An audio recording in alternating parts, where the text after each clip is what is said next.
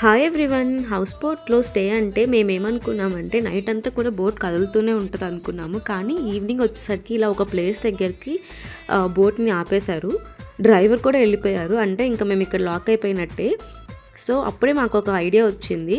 ఎలాగో బోట్లో ఏ food available లేదు, లంచ్ కూడా ఏం పెద్దగా బాగాలేదు, డిన్నర్ మీద కూడా మాకు హోప్స్ లేవు. సో బోట్లో నుంచి ఎలాగోలా బయటపడి ఏదైనా ఫుడ్ తెచ్చుకుందాం అనుకున్నాము. మాతో పాటు వేరే కపుల్ వాళ్ళు కూడా వస్తామన్నారు. సో బేసిక్గా వాళ్ళకు కూడా పాపం ఫుడ్ అస్సలు నచ్చలేదు. ఇదే మేము స్టే చేసిన బోట్. అలా కొంచెం దూరం నడుచుకుంటూ వస్తే మెయిన్ రోడ్ వచ్చింది. ఇంకా అక్కడ ఆటో తీసుకొని ఆ ఆటో అతన్ని ఒక మంచి రెస్టారెంట్కి తీసుకెళ్ళమన్నాము.